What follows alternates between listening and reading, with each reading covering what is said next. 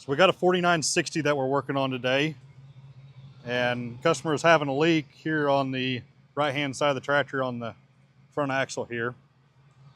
So I've got it all tore apart. This tractor, it's got about 4,200 hours on it, and still had original style of seals in it.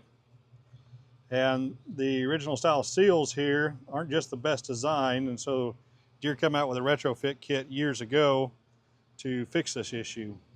So this seal here, this piece sets in the knuckle here, and then the drive shaft will slide through this piece. Well, the shaft here is turning as well as this piece here, and it wears out the sleeve right there. And then on the back side, going into the actual axle housing here, there was this seal right here.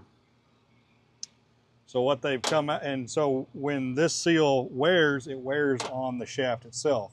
Well, then you got to change the yoke because it won't seal up. So on the retrofit kit, what they've done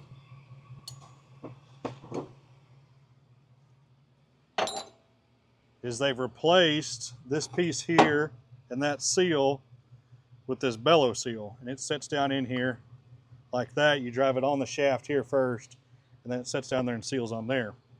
And then on this side here, you drive this sleeve on there, so then you got new surface. Even if that's wore out, you can just drive that on there. And then this seal here will drive in the housing here and seal up. There is a bushing that's in here. I've already tore it out of there, as well as the one that was in here originally. So since this piece here is bigger around than that shaft was, you have to put this spacer in there with the new bushing. And that new bushing will ride on the shaft here then. So we got to drive that in there, and the seal will go on the shaft, and it will go through the knuckle there. And then we've got a new spacer that will go, or a new bushing that will go in here. It's actually the same, looks like the same bushing, because it's still riding on the same surface there. And then the actual hub seal that goes on the back side of here, it's still the same style of seal. That one, they've never changed it. It seems to hold up pretty good. So we're converting this side over. We're going to go ahead and do this side as well. It's just starting to leak as well. So we'll get it all taken care of for the customer. Here's the bushing that goes in that housing, and then this here piece will actually go on the front side of the knuckle here. It'll slide on this here shaft like that. The kit, the part number for the kit, the retrofit kit, is an RE265933, and the kit actually comes with instructions on how to install it.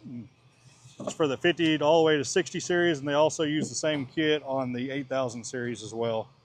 There's a couple special tools that you do need to do it right, to install the seals and to torque the spanner nut there.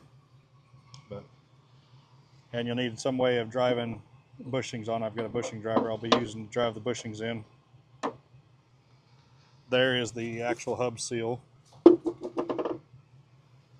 Customer had a heated pressure washer, so we got all our parts cleaned up good, got all the oil and residue, dirt, all that kind of stuff built up, all cleaned off all our parts, so we're good to assemble again. The old style of seals are still available. You can still use those, but like that piece right there, that number 6, where I was talking about how it's wearing in that housing there where it won't seal up, if you have to replace that piece alone, that piece is $577. So that's pretty expensive. And you can still get the seals, but if you buy the whole retrofit kit, it's $304. So you're definitely money ahead to go ahead and do the retrofit kit. I think it's a whole lot better design as well.